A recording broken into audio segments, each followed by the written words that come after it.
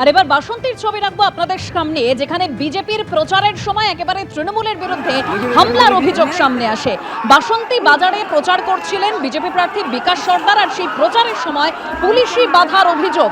ঠিক কি পরিস্থিতি তৈরি হয় দেখছেন সেই ছবি।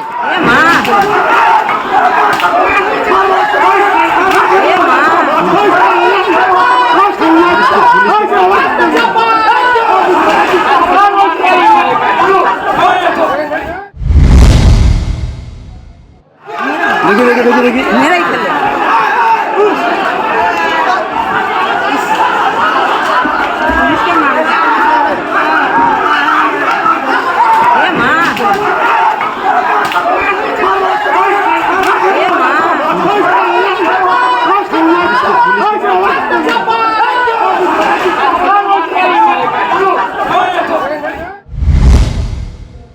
বিজেপির যা দাবি যে তৃণমূল কংগ্রেসের কর্মী সমর্থকরা জড়ো হওয়ায় যাওয়া যাবে না, এরকমই পুলিশ জানিয়েছিল। আর আচমকা তৃণমূল নেতা রাজা গাজীর নেতৃত্বে বিজেপির উপর হামলা করা হয় বলে অভিযোগ। পুলিশের সামনেই লাঠি বাঁশ নিয়ে হামলার অভিযোগ তৃণমূলের বিরুদ্ধে। তৃণমূলের মারে পুলিশের পর্যন্ত মাথা ফেটে যায়, অর্থাৎ আহত হন পুলিশ কর্মীরা। বিজেপির উপর হামলার অভিযোগ, আর এই অভিযোগ তৃণমূলের বিরুদ্ধে। আর এই পরিস্থিতিতে কোনো ক্রমে এলাকা ত্যাগ বিজেপি কর্মী সমর্থকদের। কি কারণে এই পরিস্থিতির সৃষ্টি হলো আর এখনই বা এলাকার কি পরিস্থিতি আমরা জানবো। সরাসরি আমাদের প্রতিনিধি হিন্দল দে রয়েছেন।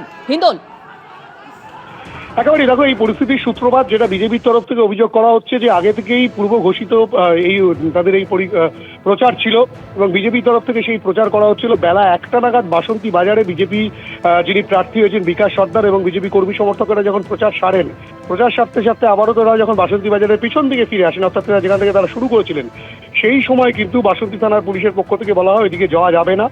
তখন বিজেপি প্রার্থী জিজ্ঞেস করেন কেন যাওয়া যাবে না, তাদের প্রচার তারা জনসংযোগ তারা করবেনি। তখন পুলিশের তরফ থেকে বলা হয় যে সেখানে তৃণমূল কংগ্রেস কর্মী সমর্থকরা জড়ো হয়েছে, একটা গণ্ডগোলের পরিস্থিতি তৈরি হতে পারে, আইন শৃঙ্খলার অবনতি হতে পারে, সেই কারণে যাওয়া যাবে না। এই আলোচনা যখন চলছে এবং প্রচারের কাজ তখন বিজেপি কর্মী সমর্থকেরা করবেন, সেই পরিস্থিতিতে আচমকাই তৃণমূল কংগ্রেস কর্মী সমর্থকেরা তারা কিন্তু হামলা চালায়, তেমনটাই অভিযোগ। এবং সেই হামলা চলতে থাকা যখনই হামলা হয় তখনই কিন্তু যে যার মতো বিজেপি কর্মী সমর্থক প্রার্থীকে নিয়ে সেখান থেকে এলাকা ত্যাগ করেন। এবং এই পরিস্থিতিতে কোনো রকমে যে কজন পুলিশ কর্মী ছিলেন তারা কিন্তু পরিস্থিতি সামাল দেওয়ার চেষ্টা করলে তৃণমূল কংগ্রেস কর্মী সমর্থকদের হাতে তারা বেধড়ক মারধর খান এবং বেশ কয়েকজন পুলিশ কর্মীর মাথা ফেটে গিয়েছে। এবং যে ফুটেজ দেখা যাচ্ছে সেই ফুটেজেও কিন্তু দেখা যাচ্ছে যে পুলিশ কর্মীকে মারধর করা হচ্ছে রাস্তায় ফেলে। এই যে গোটা পরিস্থিতিতে কেন্দ্রীয় বাহিনীর জওয়ানদের কিন্তু দেখা পাওয়া যায়নি এবং পুলিশ যে কার্যত প্রায় অসহায় পরিস্থিতিতে পড়ে গিয়েছিল সেটাও কিন্তু অভিযোগ করা হচ্ছে।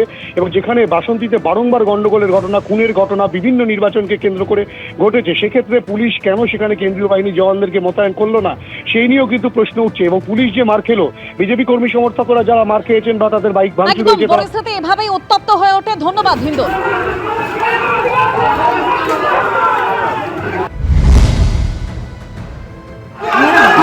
দেখি মেরাই ফেলে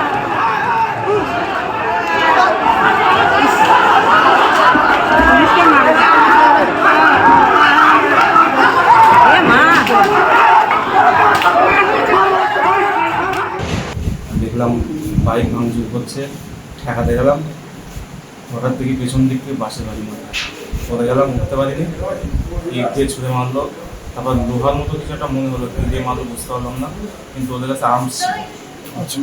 এরা কারা বা কিছু জানা যায়নি? না, এটা আমি কিছু বলতে পারবো না। মানে গন্ডগোলের সূত্রপাত কি নিয়েছে আমি জানি না বিষয়টা কি। আমাকে বললো যে আমার থেকে যে এমার্জেন্সি ঝামেলা করেছে যেতে হবে, আমি ছুটে গেলাম। তারপর পিসি বাড়ির সঙ্গে ছিলাম, তারপরে ওখানে বললাম তো যে বাইক ভাঙচুর করছিল, ওখানে গেলাম, স্যার বললেন গেলাম, যার ফলে পেছন দিক থেকে বাসে। মোট কতজন আক্রান্ত হয়েছে? আমাদের মোটামুটি 8-10 জন বা 10-12 জনের মতো হবে। কারা মারলো অ্যাকচুয়ালি আমরা তো চিনতে পারিনি। আমরা পুলিশটা বাসন্তী থানার স্টাফ, আমরা বড়বাবু ফোন করলেন, ওখানে ঝামেলা হচ্ছে, পিসি বাড়ির থেকে ফোন করলেন, আমরা সঙ্গে সঙ্গে ওখানে গেলাম। যাওয়ার পর দেখলাম একদিকে পাবলিক দাঁড়িয়ে আছে, পুলিশ যেমন আমরা দাঁড়িয়ে আছি। কিছু সময় পরে হল্লাহল্লি হচ্ছিল বাসন্তী বাজারের পিছন দিকটা যেখানে মন্দির আছে ওখানে আমরা সবাই ছুটে গেলাম। একটু ধরো হচ্ছে দেখলাম একটু ধরো দাদা, একটু ধরো। ঝামেলা হচ্ছে, আমরা দেখানোর চেষ্টা করছিলাম, তখন উল্টে পিছন দিক থেকে আমাদের বাস দিয়ে বাড়ি মারলো, তারপরে থেকে মানে সম্ভবত একটা আর্মস দেখলাম, সম্ভবত আর্মস দিয়ে ঘা মারলো। মারার পরে আমরা ছুটছিলাম, তবুও পিছন দিক থেকে মারছে। তখন তো বুঝতে পারলাম না পিছন দিক থেকে মারলে কী দিয়ে মারলো, তবে মোটা বাস ছিল আর আর্মস ছিল। তবে ছেলেগুলো বাসন্তী বাজারেরই আশেপাশে ছিল, দেখলে নিশ্চয়ই আমরা চিনতে পারবো। আমি যদি মার না খেতাম তার তিনজন মরে যেত, তার তিনজন মরেই যেত। বিজেপির প্রচারের সময় তৃণমূলের বিরুদ্ধে হামলার অভিযোগ এবং সেই ঘটনা ঘটে যাওয়ার পর এলাকায় পুলিশের তরফে রুট মার্চ করা হয়, সেই ছবি আপনারা দেখছেন। আর এইখান থেকেই প্রশ্ন উঠছে যে কেন্দ্রীয় বাহিনী থাকা সত্ত্বেও কেন এলাকায় ব্যবহার করা হলো না? যদি ব্যবহার করা হতো তাহলে এই উত্তপ্ত পরিস্থিতি এড়ানো যেত।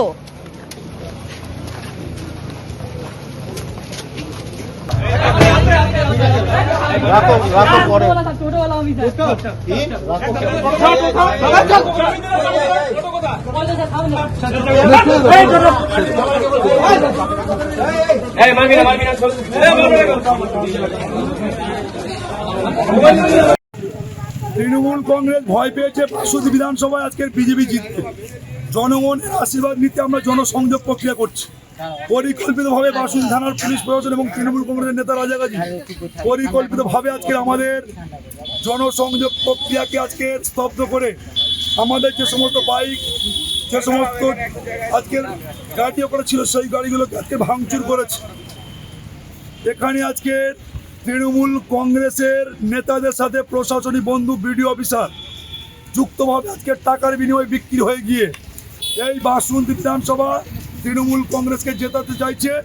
বিজেপির ক্যান্ডিডেট হিসেবে আমরা যে জনসংযোগ প্রক্রিয়া করছি তা মানুষদের মধ্যে ভয়, ভীতি, আতঙ্কের মাধ্যমে বাসন্তী বিধানসভার মানুষদেরকে আতঙ্কিত করে তুলছে। তৃণমূলের এরকম দুর্দশা আসেনি যে ঝামেলা অশান্তি করে ভোট করতে হয়। বিজেপির প্রার্থী বাজার পরিক্রমা করছিল, যেটা আমরা খবর নিয়ে দেখেছি। প্রথমেই সেই প্রক্রিয়ার মধ্যে দিয়ে দুটো একটা ছেলে একজনকে, একটা সাধারণ পাবলিককে মারধর করে, সেইটার ইস্যু করে ওখানে গণ্ডগোল ঝামেলা হয়েছে।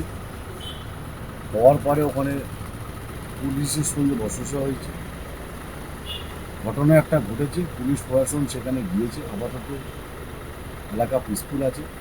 যারা এর মধ্যে যুক্ত বা যারা জড়িত বা যারা এই পরিকল্পনা করে মানে রাজনৈতিকগতভাবে তৃণমূল কংগ্রেসকে না হারাতে পেরে একটা অন্য ইস্যু তৈরি করে নির্বাচনের বৈতরণী পার করতে দিয়েছে। এবিপি আনন্দ এগিয়ে থাকে, এগিয়ে রাখে।